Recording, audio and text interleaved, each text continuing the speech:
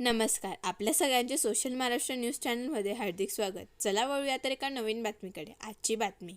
शहरातील देवपूर परिसरात असलेल्या पेट्रोल पंपासमोर भाजी विक्रेते भाजी विकत असताना मनपा प्रशासनाकडून त्यांचा भाजीपाला जबरदस्तीने फेकण्यात आला. तसेच एका महिलेला मारहाण करण्यात आली. त्या महिलेला सध्या यशोदा हॉस्पिटल येथे ॲडमिट करण्यात आलेले आहे. मारहाण करणाऱ्या महिला कर्मचाऱ्याला तात्काळ निलंबित करण्यात यावे अशी मागणी भाजीपाला विक्रेत्यांकडून करण्यात येत आहे. कमलाबाई रमेश कोळी हे मारहाण झालेल्या महिलेचे नाव आहे.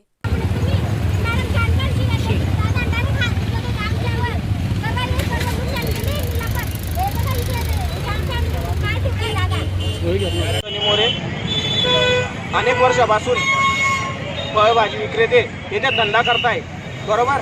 तर आज पोलीस प्रशासन इथे आलं, ते लोक त्यांच्या रस्त्याच्या साईडला व्यवस्थित त्यांच्या पद्धतीने धंदा करताय. पोलीस प्रशासन आलं, एका महिलेला अतिशय क्रूरपणे मारहाण झालेली आहे. तर आमची प्रमुख मागणी एकच आहे, ज्या पोलीस भगिनीने आमच्या भगिनीला आई बहिणीला मारलेलं आहे तर त्यांचं लवकरात लवकर निलंबन व्हावं आणि त्यांच्यावरती गुन्हा दाखल व्हावा ही आमची प्रमुख मागणी आहे. आणि त्यानंतर जी जागा आम्हाला पालिका प्रशासनाने करून दिलेली होती त्या जागेमध्ये अक्षरशः गुडघ्या एवढं पाणी साचतंय. त्यामुळे आम्ही त्या लोकांचा, आणि तिथे कोणीच भाजीपाला घ्यायला येत नव्हता, लोकांचा भाजीपाला अक्षरशः रस्त्यावरती फेकावा लागत होता. त्यामुळे इथे परत आता आम्ही धंदा करायला आलेलो आहे, भाजीपाल्याचा धंदा करायला.